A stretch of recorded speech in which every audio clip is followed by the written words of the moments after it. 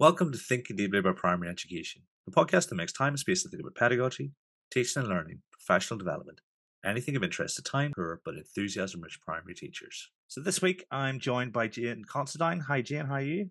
Oh, good, Kieran. How are you? Yeah, fantastic. And it's wonderful to have you here. We're going to chat about the writing framework, which I know you were a big part of the team that sort of got together to work on that. And this could be a seismic shift for schools. But I thought perhaps we start with a little bit about who you are and how you got here today, if that's okay. Yeah, so my name's Jane Considine. I'm an education consultant. I have, for the last 17 years, lived, breathed, and taught writing, reading, and spelling. I care nothing. I do care. I care about nothing more than helping schools really mobilise standards in the teaching of writing. I created the Right Stuff that's in thousands of schools in the UK and also in international British schools. And I really see my work as trying to mobilise change in classrooms so that teachers feel really confident and skilled up to be the best teachers they can at the craft of everything to do with literacy. I get so excited, Kieran. That's my problem. I get so excited. I'm so excited actually about the writing framework. I think it's really joyous and there's a lot to celebrate and the messages that are locked in there, actually. I mean, your work must have had a massive impact on lots of people to be, have the opportunity to contribute to a writing framework, And so really, really excited to chat with you about that and your sort of almost inside take on it. I think Yeah. probably makes sense because we're literally chatting the day after it's been published. It was dropped, I think, 4:20 out in the afternoon, second last week of term. What is the writing framework and how was it created? Yes, so this is a national powerful document, which the big intent of it actually is to have an impact on the quality of teaching of writing. The audience is anybody who's involved with reception, Key Stage 1 and Key Stage 2. It's for teachers and leaders, and it's in response for kind of wanting more direction around what's the best bets, what's effective practice, how can we really sharpen our craft, and it's kind of a call. We need that in one place. We need the science of learning around writing locked in one place, and some clear kind of guidance on what are some of the best things to do to put children in the best place to succeed. And I think it's done a really successful job of that. Just in itself, having all the references to the current thinking about writing locked in it is absolutely bang on. I'm not a spokesperson for the framework. I just care about writing. There was an extensive writing framework panel. Dr. Tim Mills was the lead drafter. And I was probably pulled in about version 7 for my opinion, and and things that I thought needed to be kind of bold and underlined, or things that I thought needed a change in emphasis or whatever. So yeah, there was lots of us, and I think that is only right and proper that there's a lot of us that are involved. And I think the government has done a good job of involving a wide range of contributors from all walks of life. And it does feel very collegial and sensible way to do it. It's been fabulous. The thing that stands out to me is that they said they weren't going to throw the baby out with the bathwater in terms of the approach to education. And it feels like this is a step in the same direction that we've been taking over the last X number of years. And obviously I don't have a political allegiance, but what matters is that our kids are getting the absolute best deal. And it certainly feels like taking the views of a range of really expert and sort of contributors. Tim Mills, I know him through his work at Step Academy Trust, and so lots of my Yeah. regular contributors will have worked there at some point, and that Yes. kind of thing. So I know the kind of thinking that, um, his almost starting point feels like we're building on what's come before, as opposed to total overhaul. I think. I mean, that's certainly my impression from the outside. Absolutely, and nobody wants babies out with bathwaters. I mean, it is just catastrophic, and we've seen schools. You and I will both have experience of that, where it's like, uh, you know, uh, let's start again, rather than that analysis of actually let's hold on to what's working, what can we judge, what do we need to bolster, and I think as well, there's a lot of things that won't be a shock in the writing framework, because if we've been looking at a lot of the guidance around early literacy that is coming from the Education Endowment Foundation, and that's why it was so useful to have Alex Quigley, head of content and engagement from the Education Endowment Foundation, involved in the panel. It kind of interlinks with all of that work, telling the story of English from Ofsted. There just seems to be a lot more kind of joined up, cohesive thinking. More than that, for me, in my work, which sort of mirrors how schools are working with an English subject leader.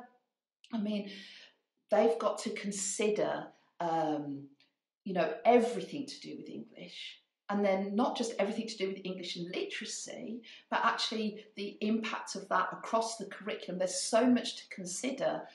The fact that this framework talks beautifully to the reading framework means that as we're trying to manage a subject as an English subject leader, we can look at how they're talking across those two frameworks, and I love that. We've got the simple view of reading locked in there, we've got the simple view of writing, and I think we could get head up and say, look, there are more complicated models than that, but I think that's a distraction.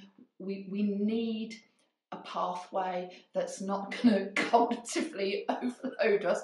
I mean, I don't know about you, Kieran, do you, in this era of, yes, we love the science of learning, yes, we need to be led by that and make best choice decisions, but sometimes it can get a bit cognitively overloaded. It feels like a tsunami at the moment, so sometimes we need our own thinking sharpened and having clarity as we're trying to make big kind of transformations.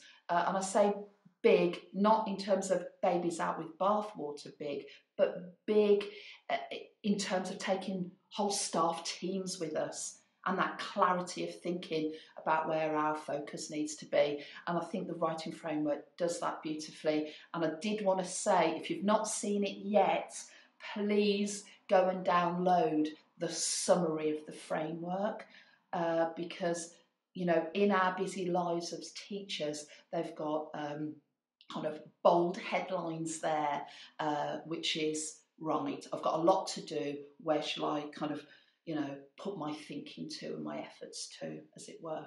I'm absolutely with you. I mean, the whole point, the podcast is called Thinking Deeply because you get all this information, but what really matters is the teachers and leaders, how they're using that thinking to apply to their context. The whole everything works somewhere, but nothing works everywhere kind of situation. And so it's, can our leaders find the time to make space for the thinking that's necessary? So I'm 100% on board with you, and I'll make sure I link the documents in the show notes, because I think it's certainly for literacy leads and for school leaders, it's a summer read. But like you say, you mentioned teachers there as well. They can, if you're going to the summary, at least it's a starting point before what happens in school sort of takes you in a certain direction. Yeah, absolutely. And then once we've got the summary underneath that, then we've got obviously the very extensive 150 page boomer that is the writing framework. And actually in previous versions it was longer, but there was this sense that, when you're trying to get messaging out there, less is more. let's keep it as clean as possible, because that's going to be easy to kind of get more people on board. But I do love the fact that there's lots of reports referenced there, and then that we can cogitate over it. And it's a bit more of a kind of, I see this as kind of a longer line sort of relationship with the writing framework, that it does need to percolate in our minds, and there's things that we need to think about and interconnect. And I mean, I have such a rock and roll lifestyle. At 6:30 this morning, I was still sort of highlighting little moments of kind of, I want to think more about that, because there's some right gems in there, there's some real nuggets, for us to kind of cogitate around. Pretty sure our listeners that will also enjoy highlighting and then going further into the sources.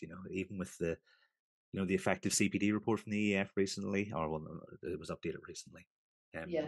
Here's what the statement is, but then here's what the research is, and we enjoy going that little bit deeper into. So I think that's definitely what they're going Yeah, to and do. we actually, I love that about the profession. I love that we also see in each other that we love to learn, like the children are. I mean, that's just gorgeous, isn't it? And we are we're hungry for it. I know we're time poor, but we do like high quality, interesting kind of points of shared reference. We love that as a profession, and I think the tribe of teaching and teachers, this is where our conversations can become quite deep and exciting, and I love getting to those really small moments, where you've got an agreement between you and teachers, like that's the big stuff, we agree on that,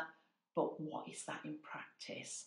And that you really drill down into almost like, how do we make that come alive in the classroom, and collecting lots of examples of that. I love that very kind of practical, kind of roll your sleeves up stuff, is where I can get really excited, actually, and I care about that in my job, because part of my work on a regular basis is teaching children, with teachers observing, so that we diagnose things that were productive or awful, and why. And it's just, when schools stop having conversations about teaching and learning, they lose their way.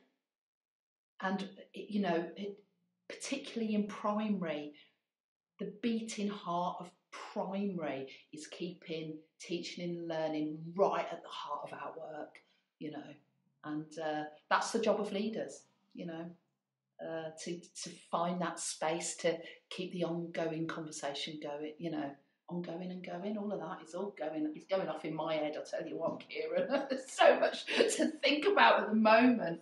There really is. No, absolutely, and that's the thing. When your mind is working faster than your mouth can possibly keep up, I experience that all the time. Because you're having a million different thoughts. That links to the kids, doesn't it? Actually, their minds are working so fast, replicating screen age pop-offs, Sonic the Hedgehog, Fortnite, you name it, and then their pen and pencil can't keep up. That's why writing is so frustrating for them. How can we close the gap between what's happening in their head and just how cognitively overloading writing is, when they haven't got smooth transcription skills that are fast and efficient. That's the hard part of teaching writing. We've got to help them unlock, their mind, their mind's eye imaging, and get it down on paper, and make sure that they're motivated and excited. And and it's not us. Sometimes it's them, that they come in and they negatively label themselves. I don't like writing. I'm not very good at this. And so we've got to. It's a fine line, isn't it? They've got to be able to see success, to be demotivated. We've got to unlock these skills for them urgently and quickly and in an exciting way. And then we've got to demystify the process for them. You know, my work is about demystifying the process. You know, the nuts and bolts, nitty gritty of what we've got to do to ensure kids really get it, you know, and they find their voice, they find their agency, they're making choices, and they're then able to articulate in vivid and beautiful ways, you know, that we've got to, it's not, you know, it's not by osmosis, it's not by chance. There's so many things for them to learn, and our job, you know, and the jobs of leaders of writing is that we've really got to think about that sequence and actually just connect with how much they need to know, and we can't leave anything to chance. In terms of the brief for being accessible, I think the framework reads really well, which is a massive stepping stone to get over. What purpose is it intended to serve, if we haven't already sort of explored that purpose indirectly in our previous question? I mean, I've said it already, but it is worth putting it up in lights, Kieran. The purpose of this is to improve practice, to improve teaching. End of. That's the purpose. You know, if it gets locked in I'm laughing as I say this, if it gets locked in an A4 folder, just like mine next to me, and it gets put on, you know, if we have one staff meeting, you know, or maybe a couple of staff meetings in September around it, and then it just gets, you know, left there gathering dust, it has failed. But I feel that the current government aren't going to do that. And if we look at what they've put in place in terms of the rollout around this, I don't think we're going to be lonely. I don't think this folder is going to get dusty, as it were, or this document. In fact, listen, you know, I think even things being online, it's like they can get forgotten, can't they? They're there, it's on the server, as it were. There is so much support and financial streaming happening at hub level. You know, we've all got local English hubs, and these members of staff at local level are going to mobilise change. And the good news for me on a personal level is that the thousands of schools who are using the right stuff is that they are well placed at delivering a lot of the messages that are locked in this framework. You know, the alignment is strong. So I think we're going to be in a good place, and that actually it's not a rush. You know, there's this sense, you know, look at the journey on phonics. You know, we have been successful in this country with phonics. There is damn good phonics teaching happening around this country, and you know, look back in the history when that started. It actually started when I was a national literacy consultant, and we were rolling out progression in phonics. You know, that's years ago. You know, that's 2002. Yonks. You know, these things are long journeys, but we've arrived with that. There's always more to do, of course, but you know, there's not a teacher in reception year one, you know, in year two who does not know about damn good phonics teaching, and those who don't, as leaders, we know how to support them and what we've got to do. So this is one of those rallying calls to the country, like the teaching of writing, you know, needs improvement. And I think this framework will go. It's almost like the stake in the ground. This is like, yes, we are going to. This is our, I suppose, principles, our guiding principles. This is what we want to drive for. But what I think they've done particularly well is it's that gorgeous mix of principles, science of learning, but in the back of this document, it feels very sort of nostalgically in a good way. You know, the old 2000 Grammar for Writing document that had like lots of practical guidance and progression locked into it. This is excellent for busy teachers, because it means that we can look at the and my favourite part is taking the national curriculum and giving us from reception to year 6 a continuum of that was already in the national curriculum, but actual examples of simple sentences, all the forms of them, compound sentences, up to complex sentences, with tons and tons of examples, and saying, look, the craft of writing, and this is, I love this message in the writing framework. The craft of writing, you know, is about sentences, and sentence instruction is essential. You know, that is where meaning is made.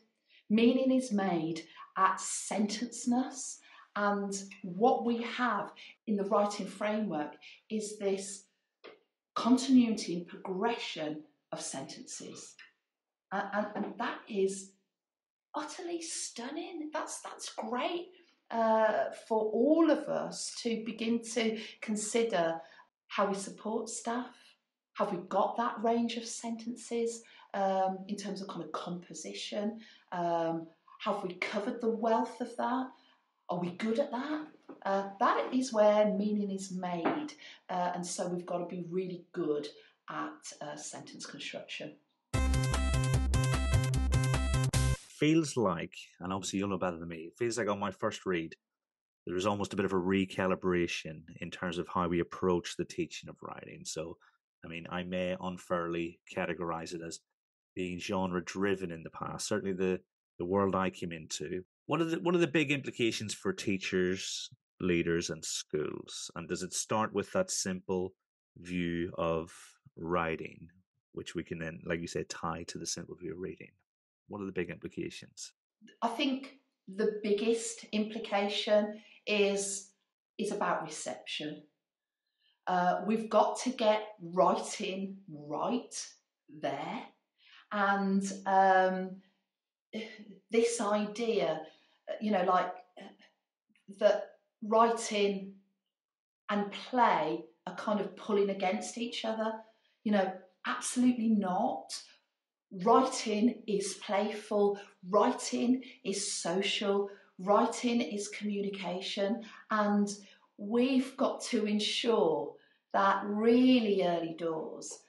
And we know that if we're not careful, if we let children opt out, and you know, that is an Ofsted word, you know, they are worried about the opt-out. If we see children like, oh yeah, I'm on the trikes, miss, they're on the trikes, they love the trikes.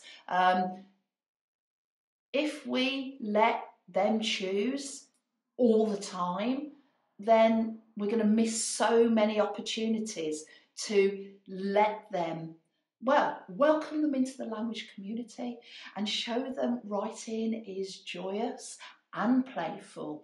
And we've got so much to do in reception. We've got so much to do, and I would say that is probably going to be the kind of the biggest seismic shift. We need to get them excited for writing. We need to introduce them very early doors on how to hold a pencil, how to hold, you know, any instrument that is small enough for their fingers, you know, pen, skinny felt. You know, we need them writing on paper, not whiteboards, actually, you know, not fat felt and a whiteboard that's skiddy and then losing control. They need that sort of tension, that tactileness of writing. And we know all of the research about engagement. You know, your podcast, we want deep thinking.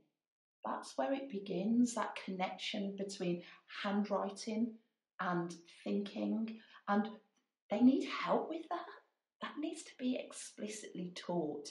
And, you know, we want them to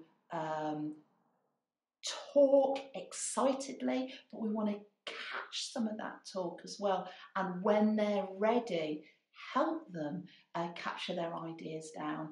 And that needs to be really smooth and efficient. There is no point children holding a pencil halfway up and doing B and D reversal for the whole year of reception. It's just so hard to undo. So we've got to start that right. You know, I want us to be quite deliberate and forensic around that, you know, that we can, rather than go, oh my goodness, these kids' handwriting's terrible, that actually we can say, you know, there are 12 children in this class who've got the letter A down, wicked. You know, we and that guidance in the back of the framework that says, you know, here are the handwriting formation groups, you know, that we've got knowledge on that, so that we've got our little handwriting patterns, and we know that when then we hit to do shared writing and modelled writing, and we're driving to a sentence in reception, really simple sentences that could be as simple as Jack climbed, you know, Goldilocks slept. As simple as that, we can zoom in and show them how to do certain letters, and, you know, Mrs. Gibbs involved in that, and we've got more forensic captures of what they can and can't do in terms of handwriting. You know, absolutely. Lutley Primary School, that is part of Hales Valley Trust, their work in early years is phenomenal. And, you know, we have got some really good places to send people to, you know, unlock good practice. That's in Hales Owen, by the way. Not that I just hang around schools around Birmingham and the West Midlands because they can understand my accent, but there you go. Rob Bab, all of that jazz. But essentially, there is so much to do, but it's not stuff we don't know. But we've got to be careful that, oh, like, you know, that kind of mode of, yeah, I know this, I do this. But are we doing it to the best of our ability? Is it really manageable? And are we being very forensic about it? You know, the quick brown fox jumped over the lazy dog. That sentence will mean that we could get children, only when they're ready, kind of to copy it and be quite forensic about actually what can they do and not do. And that's that responsive teaching feedback loop back into my modelling. And that we can then see the successes much quicker. You know, and that actually they get involved in things like dictation in reception. So they have a go, you know, we've got some, you know, really important common words we've got to get down, you know, your high frequency words, we've got to get these sorted quickly, urgently. I can give you word ideas, sentence ideas, and we can practice the feel of writing, so that you're not cognitively overloaded trying to think about the content, and then you can feel like a writer, and we can accelerate that really, really quickly.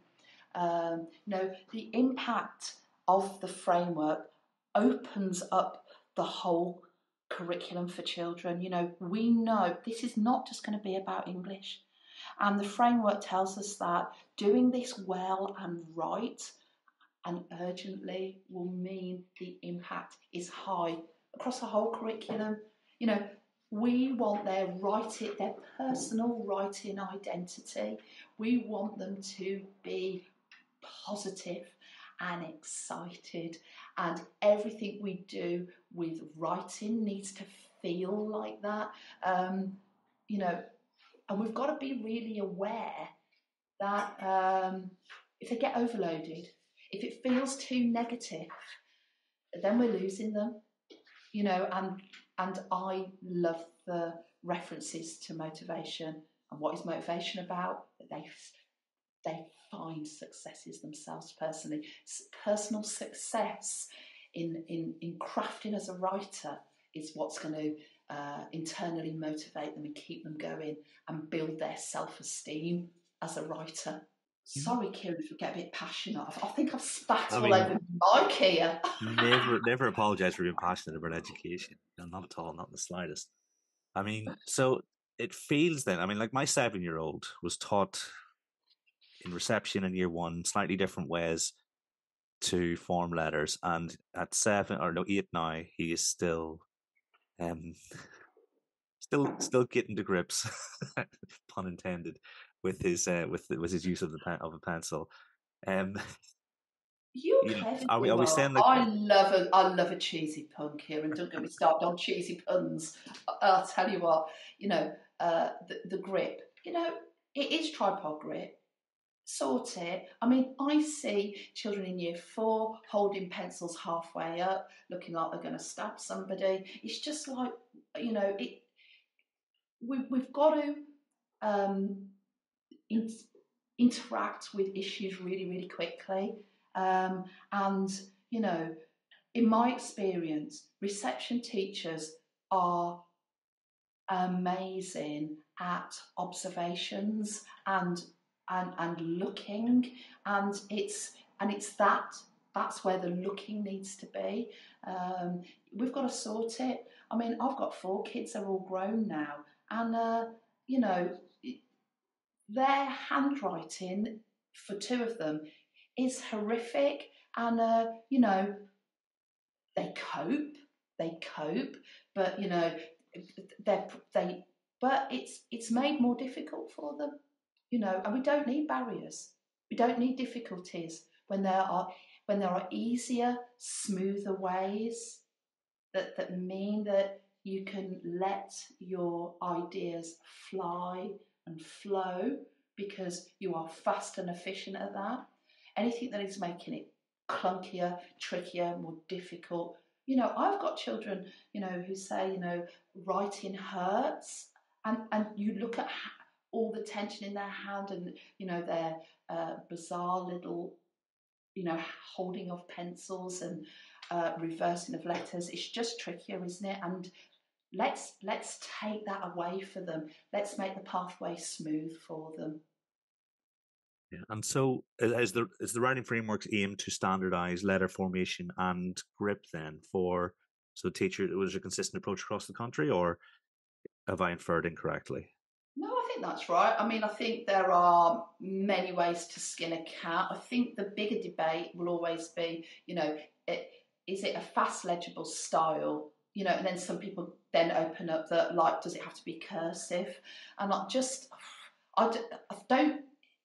don't think it matters. What matters is everybody in the school is unlocking for children an efficient style. That the quicker we get that down, we can get to the good part, the juicy part, the exciting part, the composition. And yes, we should have a consistent approach. We might have slightly nuanced. A lot of phonics schemes have all of these,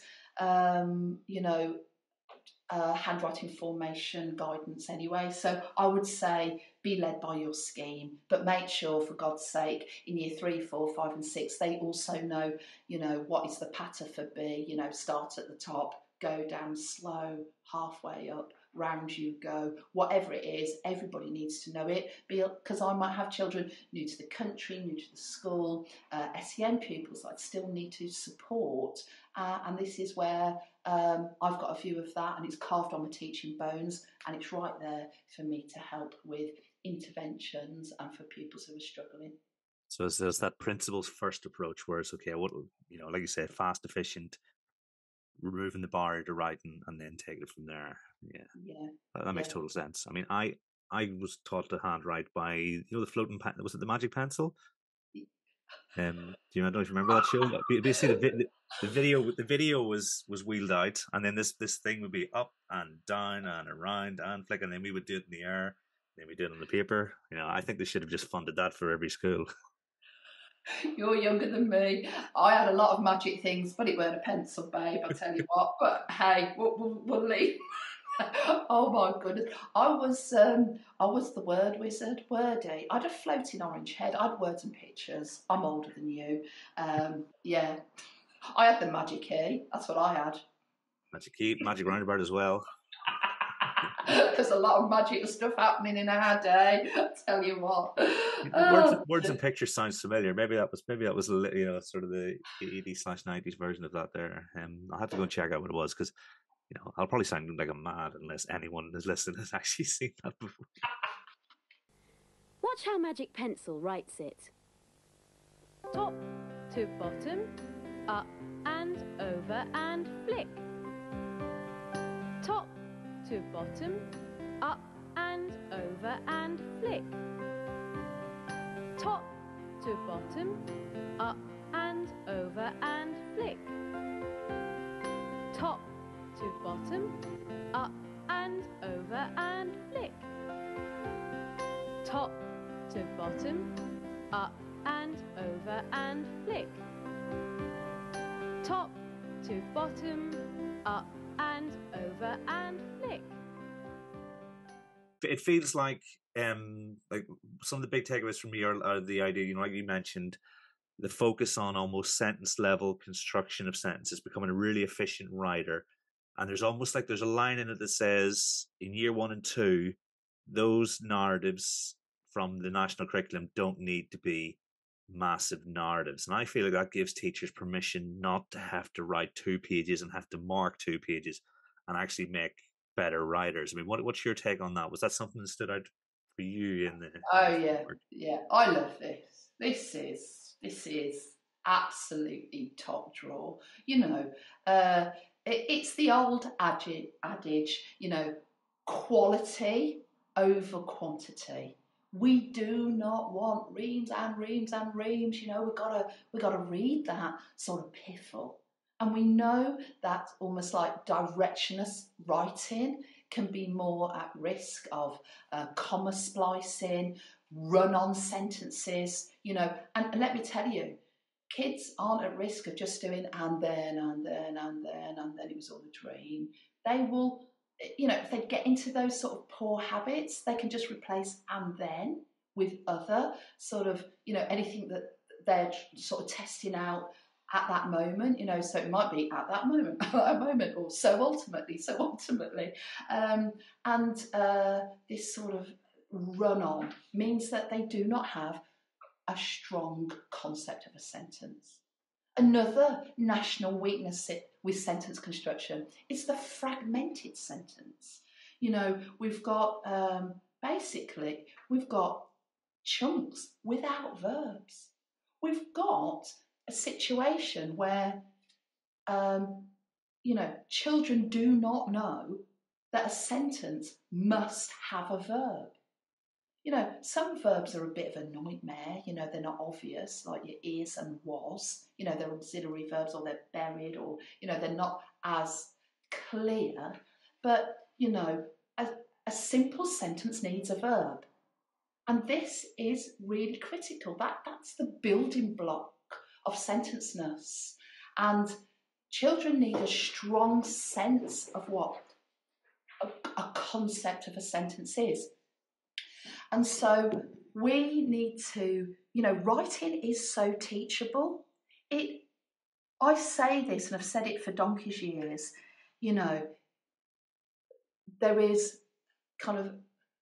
there's the beautiful choice of writing, all of your ideas, you've got 170,000 words in the Oxford English Dictionary, and all the combinations, like the world is your oyster, and just write. But before we can unlock all that agency, there is so much that is teachable and systematic, and we do have to teach English more like maths. Interlink with your point about quantity, yes, less is more. We can tell so much about their writing, just when they're kind of, powering up to a paragraph. We can see so much, we can teach so much. We don't need reams. And actually, if you think about what is harder to write, it isn't stories. It is really, good quality non-fictions. Being a very clean and concise writer, writing economically, getting your ideas down, if it was A4, on 3/4 of a page, that's really hard to do. That's almost like every word counts. And we have to very cleverly think about the connectedness and the cohesion and the semantic thread of that writing. To write in a clean way, that's a real craft to do that. But we can teach children also to be good at that. There's almost like two modes of writing, isn't there? And the cleanness of non-fiction. What is that? It's not sort of vivid description. It's kind of very factual. It needs to be very logical. It's got different sort of high utility words that force the reader to think in a certain way. And so economic clean writing needs a lot of effort as well, because this is the language of the future. This is the language of the internet. This is the language of communication. We want them to be really good at that. That's sort of the language of life. Being a great writer for life. We need to be able to write in a very obvious way. And, I talk a lot about, in terms of the absent reader, and there's guidance in that in the writing framework. But, they need to follow the yellow brick road of your writing. That needs to be so bright and obvious and clear, that pathway. And are you keeping your reader on that yellow brick road? Is it really a clear pathway for your reader to follow?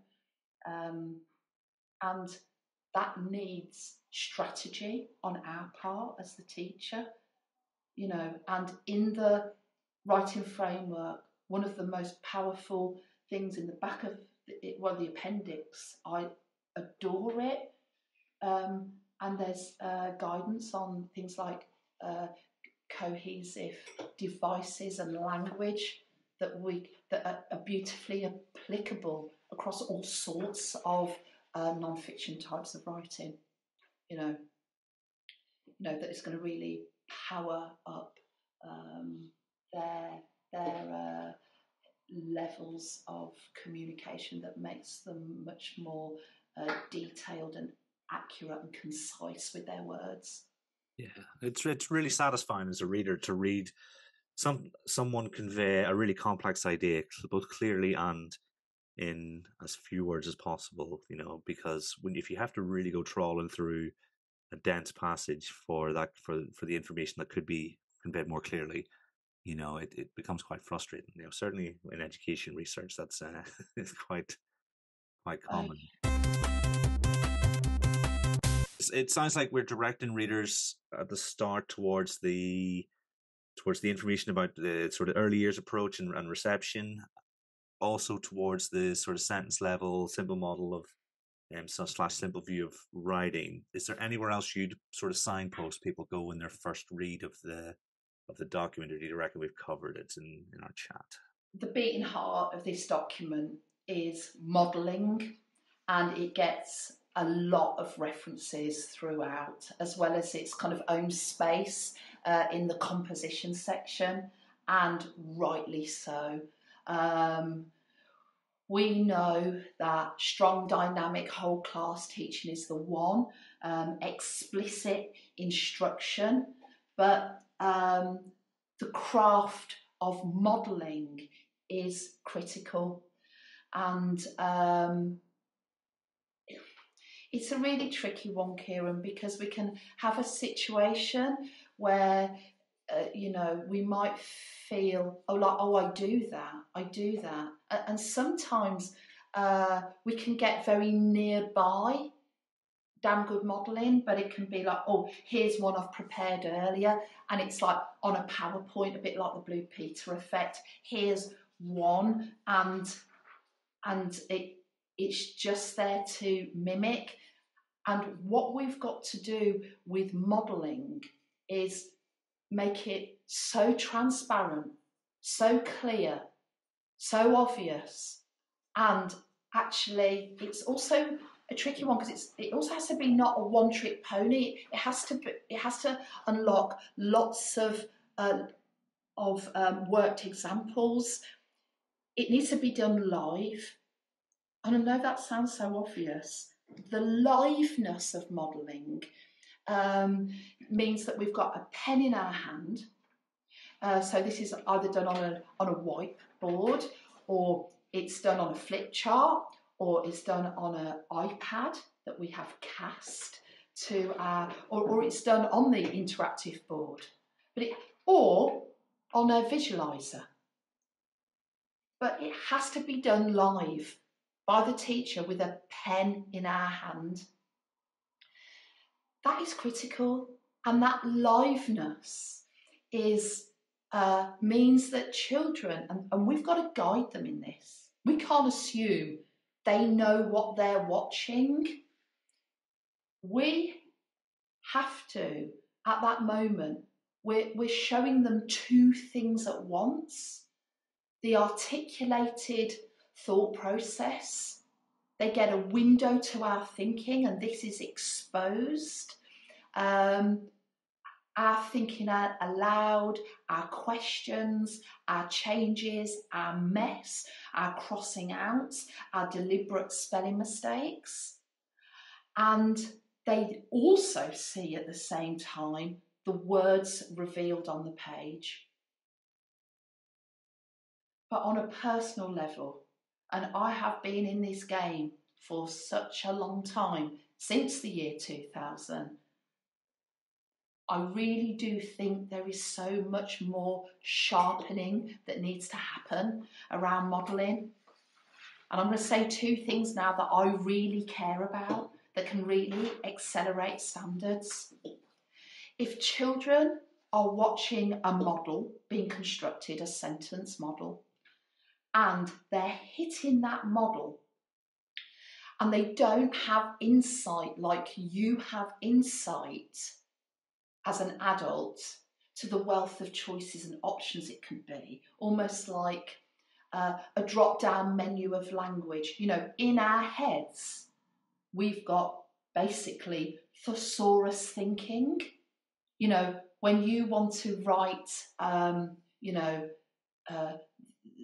the old house, as an adult, you could also be thinking the run-down house, the dilapidated house. You've got thesaurus thinking connections, like a little mind map, you know, whatever it looks like in your head, but you know you've got options.